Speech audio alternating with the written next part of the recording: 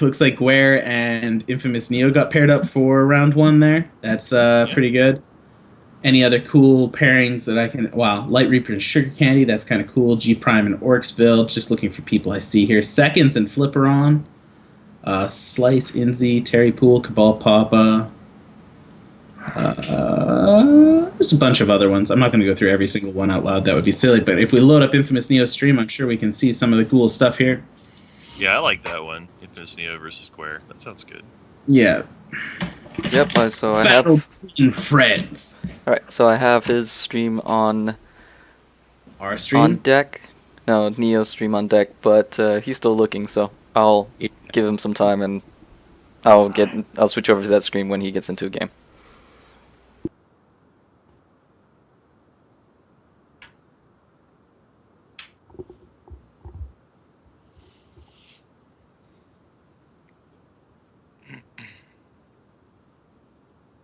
Alright, so I'm going to start the timer now.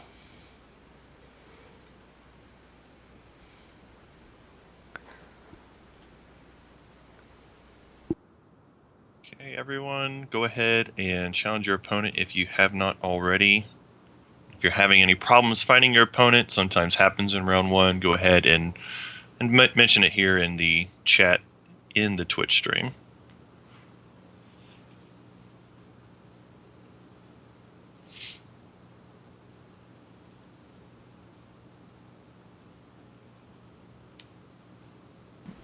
Alright, so we will be going to Neo's stream. He's not using sleeves. Instant disqualification. That's not actually accurate, of course, but it should have been. It should have been. So, does he have a... Doesn't have a handguard up. He does not, yeah. He was asking for one earlier, but maybe he's just decided not to. That's okay, I got him covered. Yeah, I know you've got him covered. So he opens up. He's playing Crannock versus Guerre's Tetza. That's a couple of champions we don't see that often anymore. For those of you that don't pay too much attention to oddly used champions, Crannock is 4 charges, double blood threshold to pay 2 health and draw a card. And Tetza is 5 charges, single ruby threshold.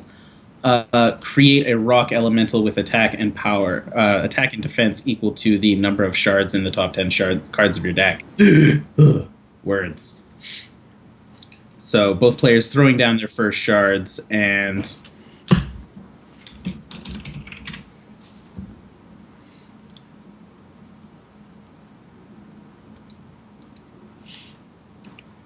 Looks like Guerre is playing Ruby and Wild here. Ruby and Wild, so a lot of potential for tunneling going on right off the bat, as we're seeing Blood and Diamond from InfamousNeo. Obviously, Diamond not necessarily the heavy tunneling shard, but Blood is, and as we see, he tunnels a card right here. But both Wild and Ruby. Fairly heavy on tunneling troops, just as a thought process. Yeah, Blood's got a lot of the great tunnelers from this set, and Ruby has a number of good ones, but unfortunately one of the better ones has been banned from this tournament. No Fisher Smith here. Fisher Smith not available. No need to play around Fisher Smith. Too many bugs with that card right now, and by too many bugs, I mean one bug, and that it's a fairly serious bug. Fairly significant bug, yeah. Little awkward to see a Ruby Wild deck reach 3 resources and not have a play on the board, but that might be part of the reason that he's running Tetsit here. Usually you run Tetsit if you feel the need to have additional troops available, so to speak. Is it 5 or 6 charges for Tetsu? Yeah, it's 6. It's 6. I said 5 earlier. I was wondering why you didn't activate it there. It's because I don't pay attention to poorly used champions. don't play enough Tetsu. No, he is easily my least played champion. I would play 100 games as Lady Elizabeth before I played one as Tetsu. Activating to draw a card here. Yeah. So with the tunneled troop on InfamousNeo's side of the board, not seeing any troops from Guerre so far, probably probably working out in Guerre's favor. But here comes the Mentor of the Okenge. It's a 2-1 for 2. When that dies, it'll transform into an Okenge Ceremony, a 1-cost action that allows you to search the top 5 cards of your deck and wow! Okenge Ceremony allows you to troop out of that. But in a bad turn of events, Guer uses his Tetsit ability, finds 1 shard in the top 10 cards of his deck, and gets a 1-1 Rock Elemental. That's actually bad for a couple of reasons, if you ask me. Not only does he lose his Rock Elemental basically for free here, but if I had to think about it, that would mean that he basically had 9 non-resource cards on the top of his deck. He's already at 6 resources. That sounds like gas to me, so I probably would have been okay with that. But now those are all shuffled. So the Wakizashi Ambusher is used to give -X, where X is its attack upon its entering the board. That destroys off the Rock Elemental, and then a Meek destroys the Mentor of the Okenge, and we're a little closer to even game now. Guer going to 18, InfamousNeo at 18. Who do you think has the advantage in the long game between Ruby Wild and Blood Diamond? Yeah, so most of the time I would say I would prefer to be on the Blood Diamond side. I like the inevitability that Blood and Diamond usually give you, but with Guer's deck here, I mean, I haven't actually looked at the whole deck, and I'm not going to, even if I did, I wouldn't spoil it. But with Tetzot, that usually points to being more of a late game, mid range type of deck. And here we see Guer digging a little bit deeper again too for another big troop.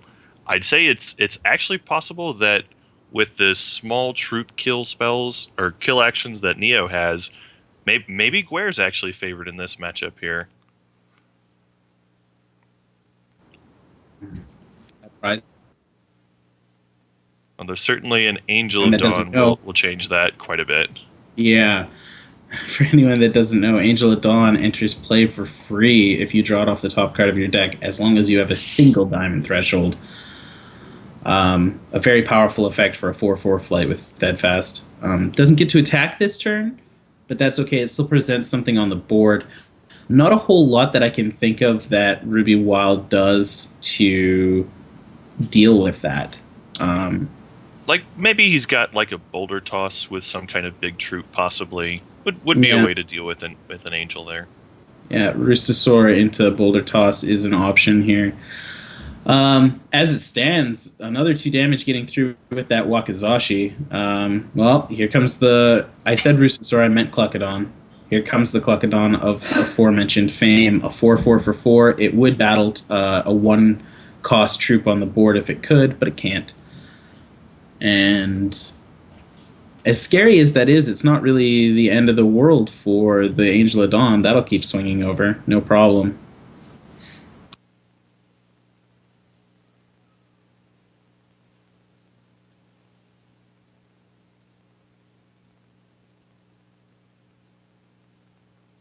Yeah, both of our players with still plenty of options here, both of them with lots of gas left. The Flight Steadfast Angel, though, you've got to like where Neo is sitting here right now. Yeah, and it looks like there was no answer for Angel of Dawn there, so InfamousNeo gets to just hold up 6 resources, draw cards, attack, say go. That 4 health is really just what the Cluckadon gave back when it came into play here. So he's already knocked off 8 health from Entrath so far. Not very often, honestly, that I get to see an Angel of Dawn swing this late in the game. Like, usually people have an answer for that, like, right away. Looks like he's passing turn here. He might swing with the Cluckadon, of course. Yeah, he's gonna swing. Yeah, he should swing. There's not too much downside to it. I mean, you have to race at some point. Yeah, awkwardly, that Angel of Dawn going in front of the Cluckadon here, and a Blinding Light being played to deal with that.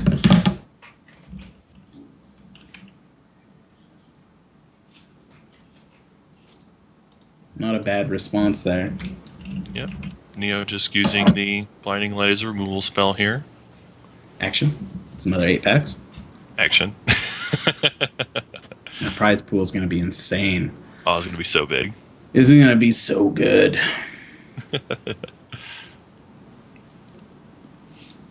Well, Philcape comes down a 4/5 for 5. At the end of every one of Entrath's turns, all troops on the board will be reverted to their base state, which happens, and then the Philcape is murdered. Not a whole lot to do there for Entrath.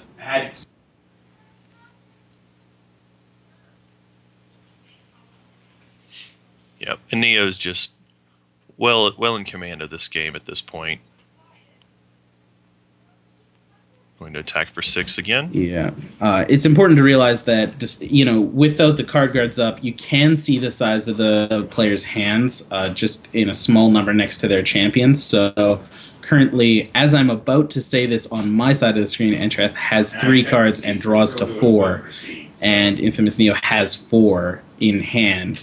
So with card advantage, and especially with Crannock's charge ability, I feel like InfamousNeo has the strong advantage here. I'm not sure there's a whole lot that Entrath can do to get back into this, short of maybe like a big Eye of Creation, maybe. Not sure if he's running it. Obviously, I haven't taken a look at the deck list. That's just speculation. And even then, you would need to hit something really good. If he is running Eye of Creation, there's definitely a lot of things that could actually just end the game now on this turn. That would be probably his best out if he's playing that. So it looks like the Heat Wave was being played to try to stop the Wakizashi from swinging next turn, bring this down to a 3-turn clock instead of a 2-turn clock. But Neo responds with Blinding Light, preventing all damage for the turn. So Entrath passes the turn, still has 7 resources up, which is reasonable. There's pretty much anything in Wild or Ruby he can play here, but I'm not sure if any of those things particularly matter here. I have to wonder, with the way he was playing that, it looked like Entrath probably would have had another direct damage action there, but we didn't see him play anything else in response. Yeah, it's possible. That's how things go. So Soul Marble from InfamousNeo, a little bit of a win more here. Entrath has to respond to either the Angel or the Wakizashi. Well, he has to respond to the Angel at least. The Wakizashi is actually a mild concern here. And if this isn't the turn he does it, that Soul Marble will be chiseled into some fine armaments, and the Angel will slap those on and use them to smack Tetsit about, which is what you would do if you had gloves made out of marble. So there's the burn to the ground. That will knock the Angel of Dawn out of the sky, finally. Now, is there a further response for the Wakizashi? Now, it's actually worth noting that's not enough. If the Soul Marble completes themselves, the Wakizashi is capable of slapping Tetsit around just as well as the Angel. That's only 4 health remaining on his side of the board. Yeah, Neo's got it pretty well locked up either way here, because even if the Wakizashi got killed, just make it a cavalry and it's still game over. Yeah. Well, there goes the Heat Wave. Now, that Heat Wave, like you said, even though that does get rid of the Wakizashi, now the Soul Marble just becomes, instead of armaments, it puts on its own armaments and smacks him around. There were a lot of things that could happen here. That being said, 1 card left in Entrath's hands, 2 resources open. There is an out here. Mm-hmm. He just lost his opportunity to play it, though. Right. It's no longer an out to this situation. Yeah. If Entrath had the nature reigns, he possibly could have bought himself another turn. We had to play it there to stop the marble. That's right. For the record, if he tried to play it on the 10th counter here, like right here before the Soul Marble transforms into Soul Cavalry, InfamousNeo still has 2 resources left. He would just put an 11th counter onto the Soul Marble Right. while the chain was resolving, which would then give him the option of also transforming it into Soul Cavalry again. Right. So he can bypass a Nature's Reigns as long as he has 1 extra resource. So that's good game. Round 1 goes in InfamousNeo's favor. Didn't see much resistance from Entrath there, but maybe after the reserves, we're going to see a little bit more powerful of a response, I guess. There was some burn to the grounds there. There was a lot of kind of acceleration. We saw some chlorophylla. What do you figure the win con is going to be there? I'm not entirely sure. Most of what we saw was just the removal. I got a short glimpse when Neo revealed the hand there. I think maybe we saw Wrathwood Master Moss, which would make sense also since we saw the Filtgate in the middle of that game too. But yeah, we saw mostly the removal actions from Guerre there that didn't necessarily line up quite as well against the threats that Neo had. So it's a little bit hard to say for sure. And of course, Guerre got pretty unlucky with the Rock Elemental just turning into a 1/1.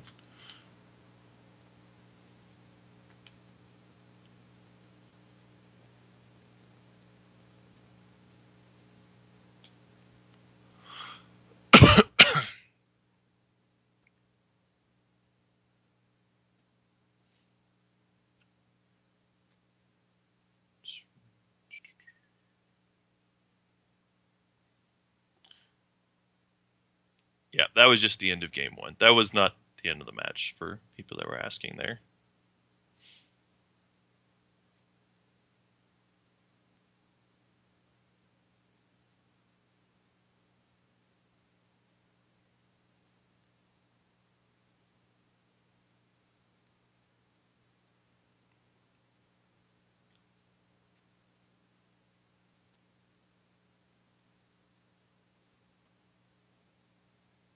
Jinsaku said something to you in chat just now, Technophy. Yeah, I see that.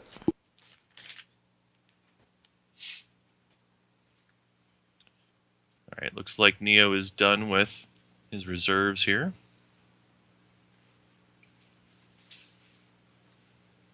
We'll get ready to start up game 2.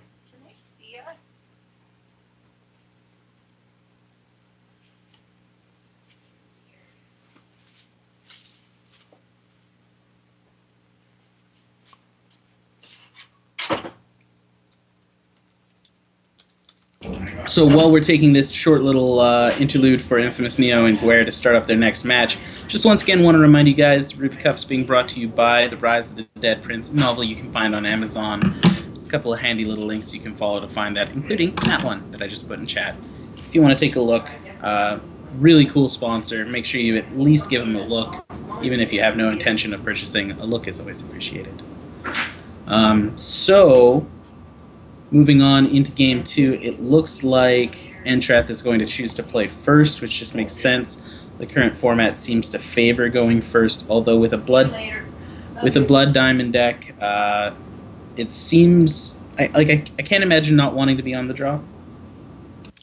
Yeah, most of the time you want to be on the play, regardless of matchup. There's a few scenarios where you would, like if you're playing maybe like the Ruby aggro mirror, that might be a scenario where you might actually want to be on the draw and kind of play like sort of a mid-range game for game 2.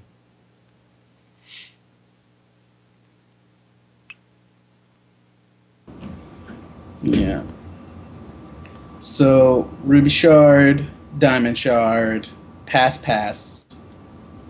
I suppose there are some 1-drops from Ruby and Wild that, well, maybe not so much from Wild.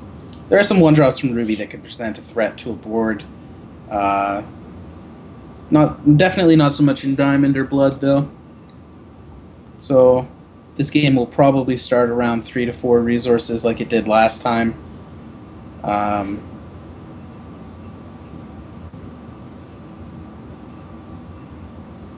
Well, yeah, there's the disgusting turn 2 Angel. That is On InfamousNeo's first turn, he played a diamond, which allowed him to have the threshold for his second turn, where he drew the Angel of Dawn, and then follows it up with a turn 2 Living Totem, maybe committing to the board kind of hard here. Guer, of course, paying 2 to throw an Arborean Rootfather from his hand into his deck, draw a card, and give that Arborean Rootfather a little bit of minus cost, so that when he draws it later, he should be able to play it. I believe for 5, it reduces the cost by 2. Yeah, that's right. But he's going to need an answer to Angel of Dawn and Living Totem here, or he's going to start taking damage really quickly. Living Totem's not impossible to deal with.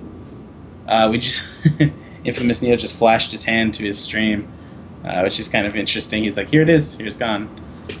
I feel like and he does, now that InfamousNeo gets to ready his resources, I didn't get to see his hand when he flashed it. I saw 1 card out of it, and I'll leave that as a surprise. Wait. Did you say ready resources? Ready?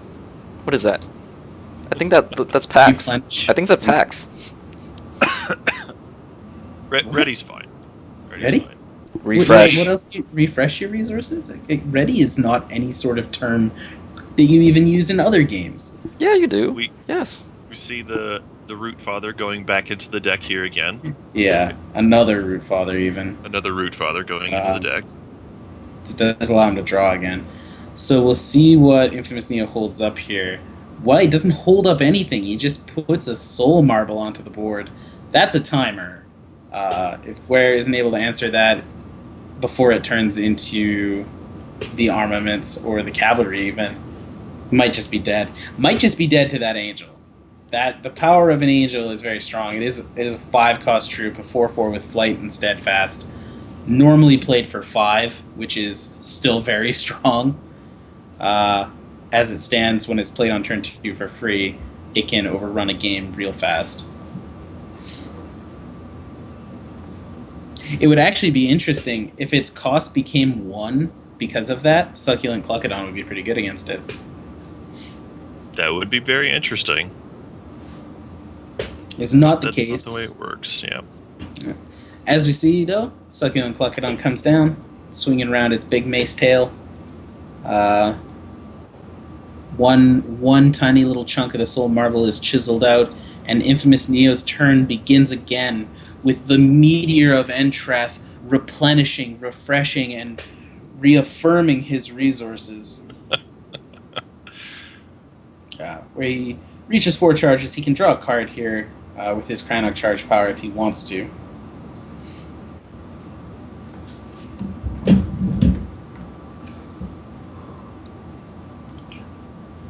Chooses to attack with just the angel here.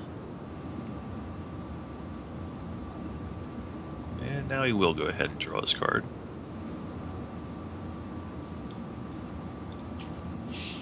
Yeah, one of the great things about the Living Totem is it gives you the option. You can hold up the resources if you've got something that you want to play on your opponent's turn. If they don't do something that you care about, then you can just go ahead and level up the totem and use those resources for something valuable, like applying more pressure to your opponent, giving it flight, whatever it is that you need.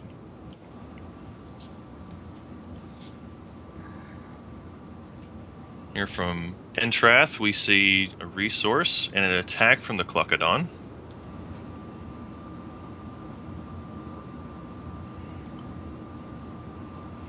Looks like InfamousNeo is just going to take that one on the chin. That might be a pretty strong sign that he doesn't have the Blinding Light in hand that he did last time. He has the resources open for it and the ability to play it. But I mean, at the same time, he might just be choosing to hold on to the resources to pop onto Soul Marble. There's a Crash of Beasts, so that's an escalation card that'll go back into Entrath's deck. And the next time he plays it, it'll create 2 3/3 Rhinos with Crush. Oh. Well, that's interesting. Using those 3 resources on the Living Totem as opposed to the Soul Marble. Knowing that the Filgape is a card in Entrath's deck, that might be an odd play. Yeah, also a little odd that he went for that after he did play the Soul Marble. It would be an extra activation if you didn't play the Soul Marble instead. I guess this is kind of for the race here. So what are the possibilities here?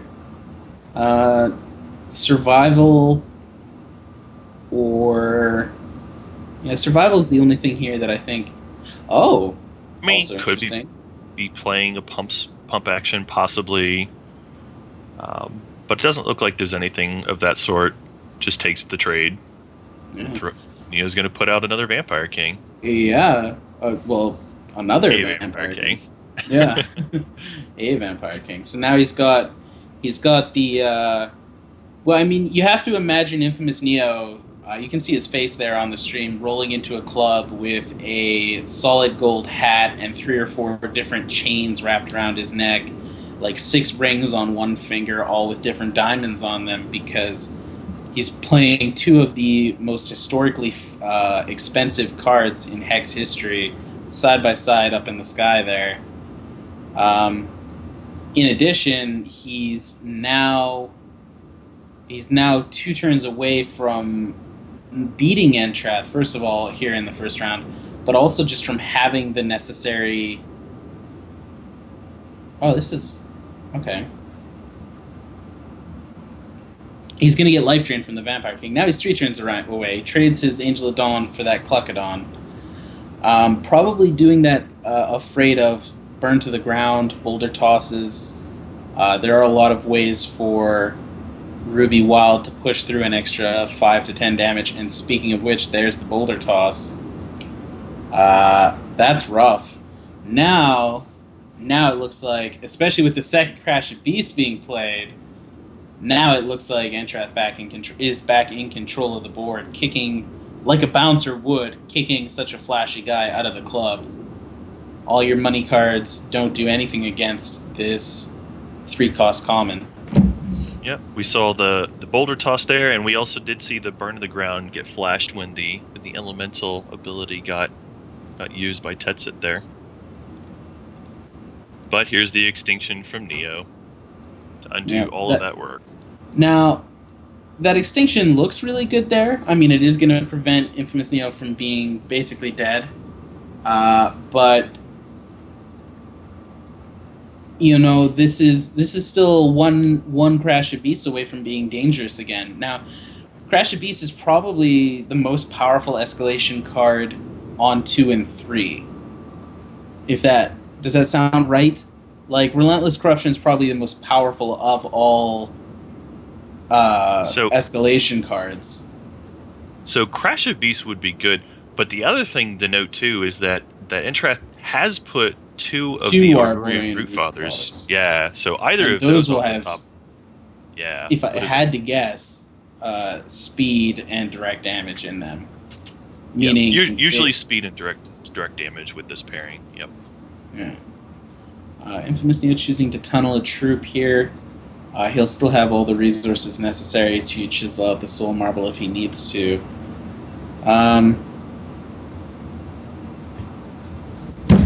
It's kind of an interesting situation here. Both players playing now with 4 cards in their hand. I still would believe that Blood Diamond has the advantage here if both players had perfect cards.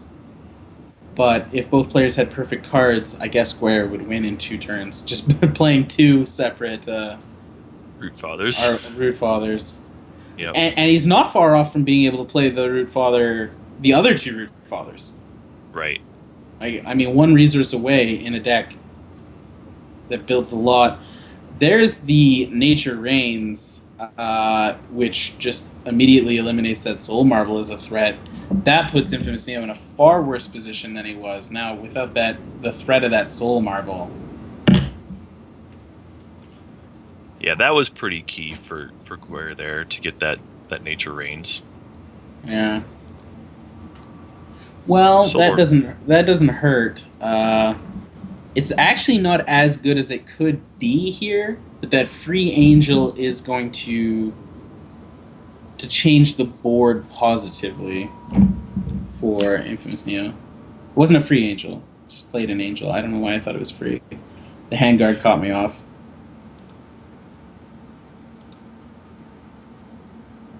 And there we see one of the Root Fathers.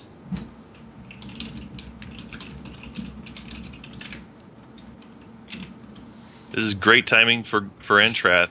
This was pretty much the perfect time to throw this out there. See the 8 direct damage. He must have drawn it, I would assume. Oh, that's a block. You have to block there or you lose, and even then now you have to have a troop every turn that can defend against that. And even removing it isn't... Well, I mean, removing it's fine.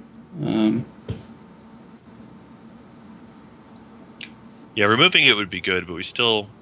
Yeah, Neo still needs to draw an answer to it and another threat as well. There's one half of the equation. He's got a threat. Well, it's not a threat. It is I mean, it's going to die here. And not only is it going to die, like it potentially just... It's already a potential game over to burn to the ground. Heat wave, like double heat just wave. Another Root Father. Yeah, I mean, Entrath's got a lot of ways that he can just win right here. Yeah. Shard of Savagery isn't exactly one.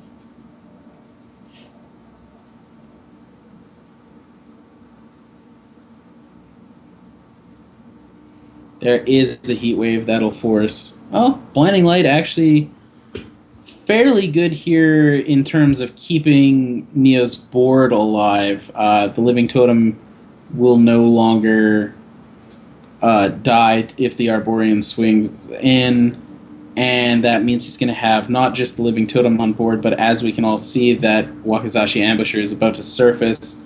And even though it's going to reduce the attack and defense of the Root Father by 2, that doesn't necessarily mean a whole lot here. Right.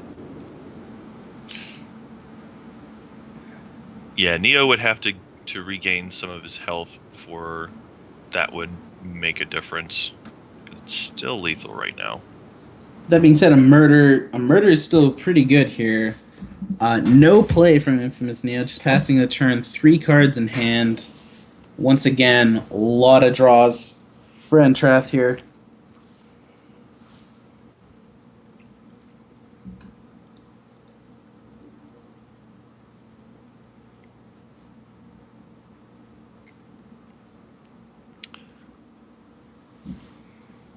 If he has it, another heat wave would be pretty nice right here. There's Burn to the Ground to the face. Blinding Light the second makes an appearance here. Getting that Burn to the Ground out of the way, and meaning that both the Living Totem and the Wakizashi Ambusher are going to stay on board. This is actually a little bit better even because now InfamousNeo also gets the resources to pump up that Soul Marble. So now we get to the point where there is a little... Yes, the Living Totem, not the Soul Marble. There is a little bit of a clock here where if the Living Totem gets out of hand, it can finish this game. It's not there yet, but it's definitely closer. We've got a real close one. If Neo's got another 1 or 2 turns of holding off the onslaught from Entrath, then he might be able to still turn this one back around. It's a real close one here. Yeah. It really comes down to what those 3 cards in his hand are.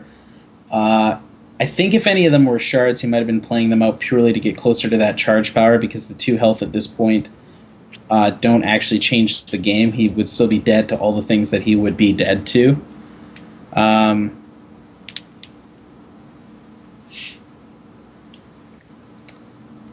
There's potential for the Living Totem to absorb 3 health here, which would put Neo on 9, which might be enough to survive another turn. And then he can chump with the Wakizashi. But then he's out of resources, so he's definitely dead to Burn to the Ground plus Arborean. Looks like he's going with Flight here. So that almost guarantees the swing. Yeah, like Shosni's saying, might be forced to attack with Totem to gain some life here. Some health, in fact. As silly as that distinction is.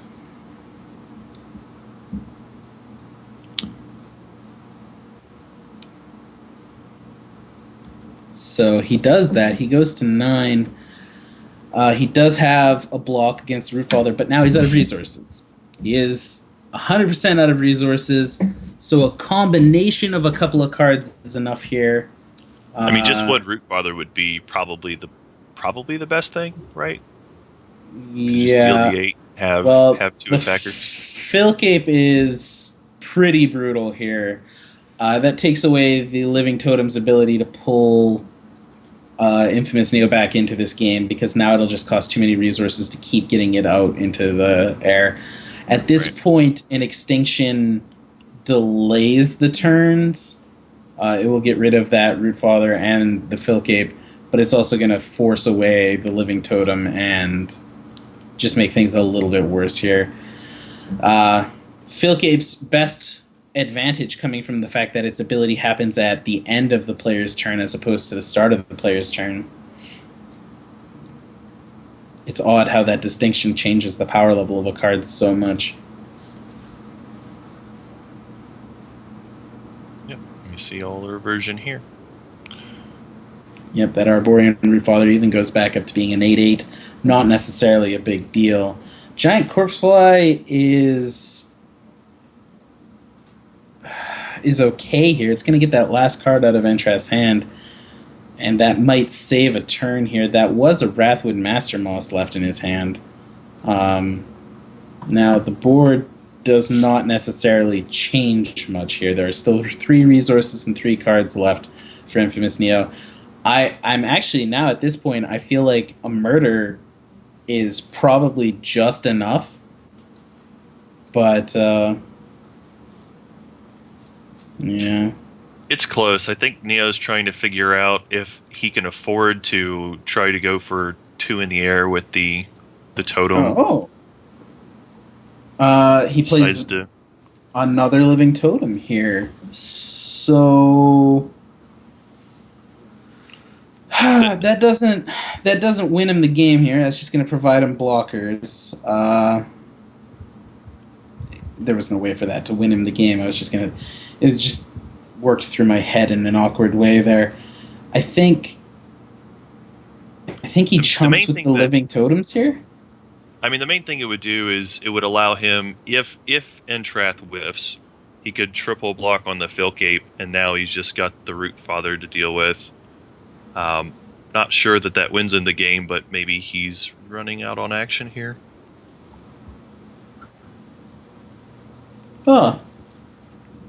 Just decides to chump on the Rootfather. A little odd of a decision there. Chumps the Rootfather. Goes to 5. Once again, dead to a lot of things. Pretty sure it's not an Arborean Rootfather in Entrath's hand. He would have played it pre-combat. Right.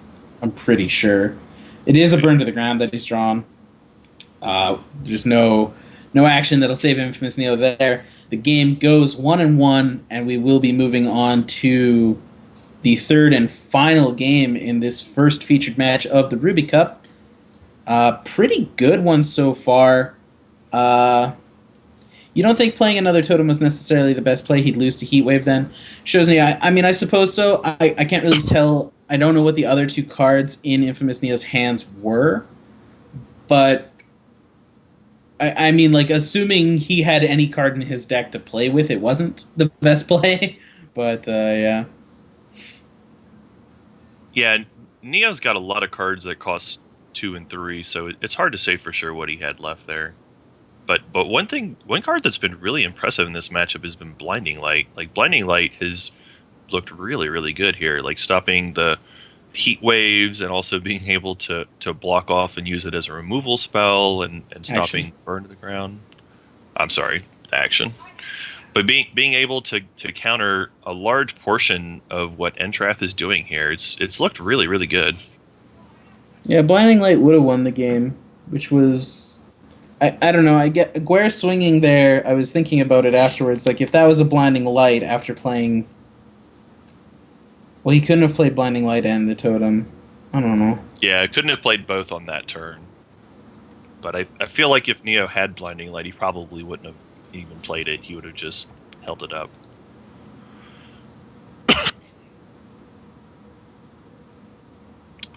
So Neo would have had... Yeah, Neo still wouldn't have had enough, because I think Entrath was still at 7. So even if he had Blinding Light, that would have just bought him a turn. He would have ended up trading that for the turn and possibly getting in for 6 damage off Totem plus Corpse Fly. So not quite enough there. Mm.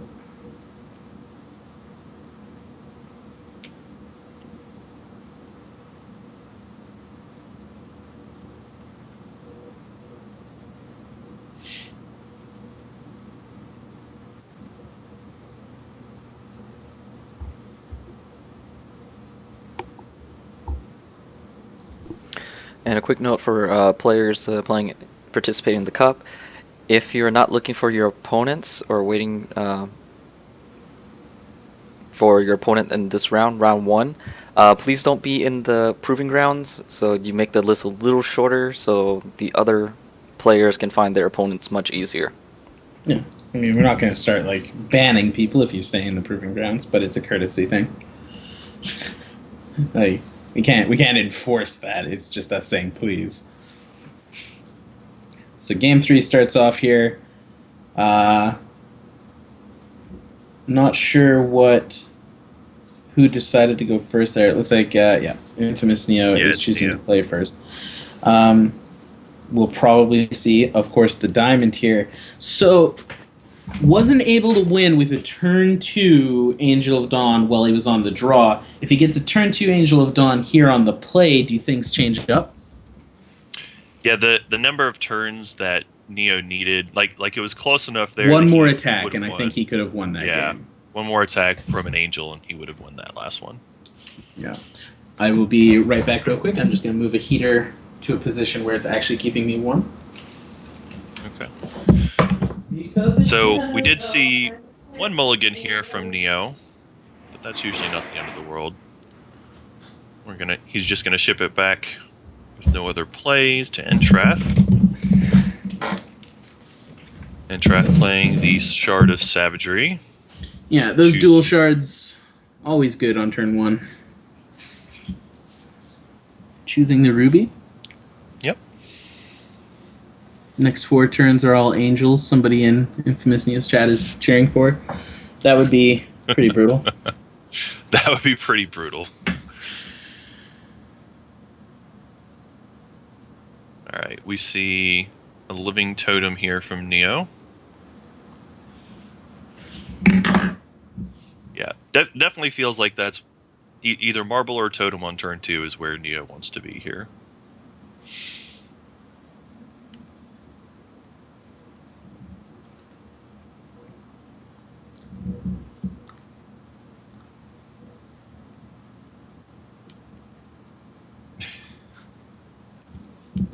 Sorry, pause for a second. I love this name, Extinction McBoard Wipe, saying he beat G Prime. I just love that name though.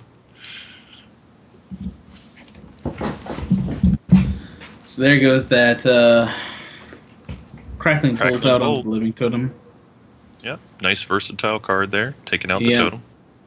A lot of people like to there's a lot of debate between burn and crackling bolt. A lot of which is based on the use of whether or not it's efficient at killing Cerulean Mirror Knight. Right. But in this particular deck, I really like it, especially, I mean, Entrath's got a champion that needs a lot of charge powers to get activated, and I really like being able to get the extra charges here. Also now, despite being on the draw, Entrath coming out of this with just a more efficient set of cards so far. Crackling Bolt into Crash Abyss. Yep. InfamousNeo using a Crackling Rod there to gain a charge. That doesn't help him here unless he has another blood to pay. You can even see he went down there to try to use the charge power. Yeah. Yeah, the crackling rot seems a little odd. I think he probably went for that because he was trying to just hit the next Draw an resource. extra shard, yeah. Yeah. It's a little rough here. He tunnels a card.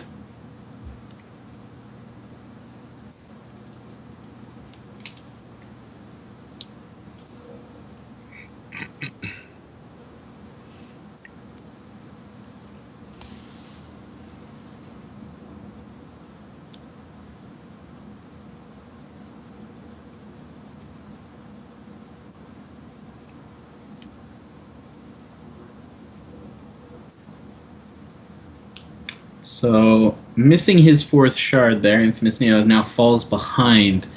He's down to 3 cards in hand versus Entrath's 5, and Entrath has, definite board advantage now that he plays this Wrathwood Mastermoss, but also resource advantage. Wrathwood Mastermoss, pretty powerful troop here, will avoid removal like Extinction, because it'll just turn into the Mossling.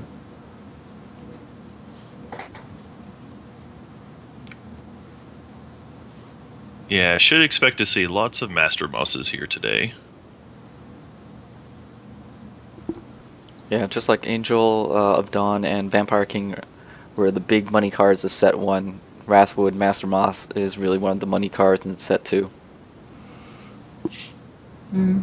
It is. It's probably not where it should be yet, but it is there. If it makes a good showing, we'll see.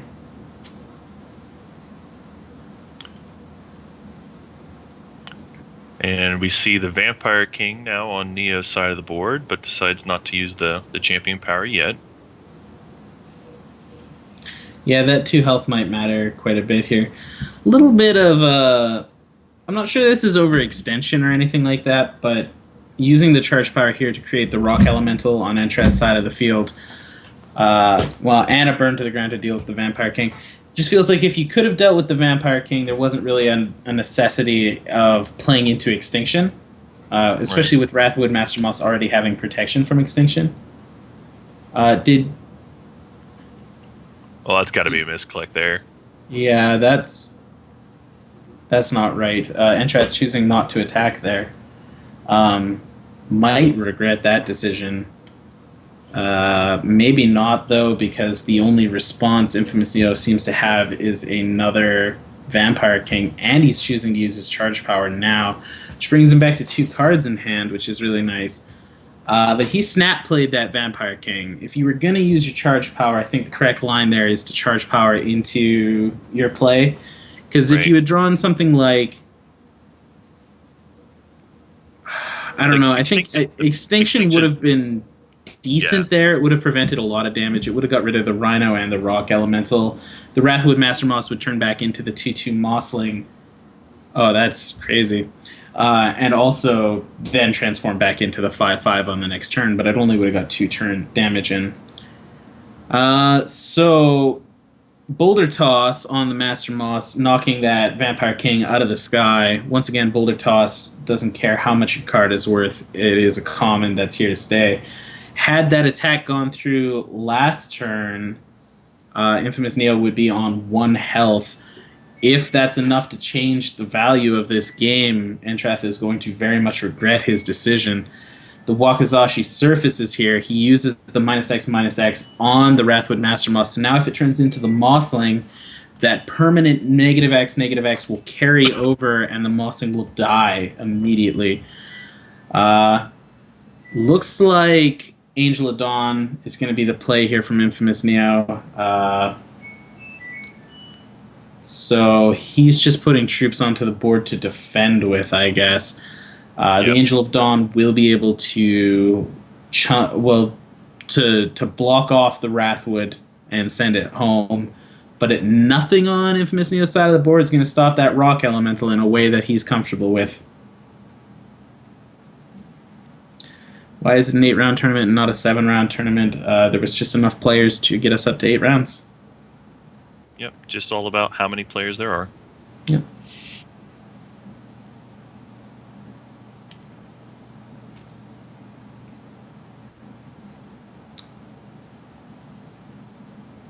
So has to choose to block with the Angel of Dawn here.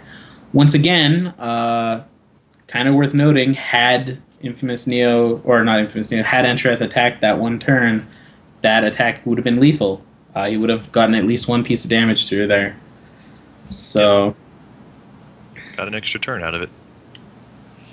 Yeah. Using his charge power here to draw a card. He's looking for an answer. Finds a soul marble. That's not what he wanted. Pretty rough situation here for InfamousNeo. Once again, Entrath is probably sitting on, I would say, 12, 13, 14, 15 answers or so in his deck of 46. Maybe less. Let's say 12 for the sake of fairness. That's still about a 1 in 4 chance every turn of drawing an answer here. Has the Nature's Reign as an immediate response to Soul Marble, which is just kind of like a kick in the teeth here. Not letting InfamousNeo invest his resources in there at all, just getting it off the board. Just seeing Neo shaking his head. He knows. Yeah. Yeah, it's not good.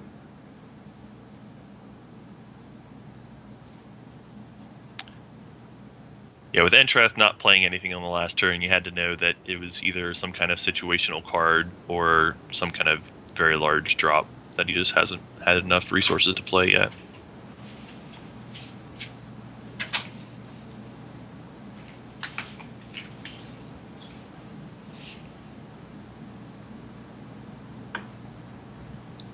Man, Nightbot should totally be using the tiny URL. Look at that tiny URL.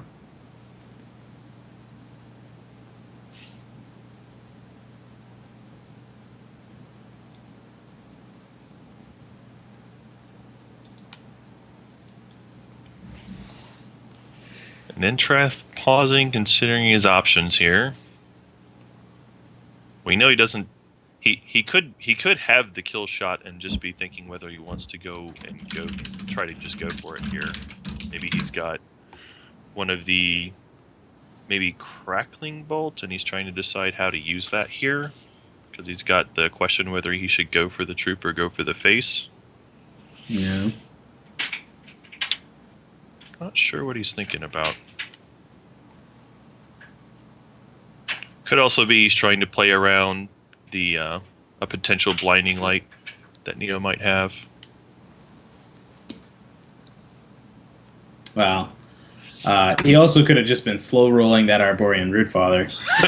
Or just slow rolling Rootfather. Do I win this turn or do I win this turn? Yeah. Well, that Arborean Rootfather hits the board. Major socketable troop with the major ruby gem of punch you in the face with damage, which will deal damage equal to its attack when it enters the board. That is round 1 going into Entrath's favor. And our feature match comes to a close with about 5 minutes left in the round, if I'm not mistaken.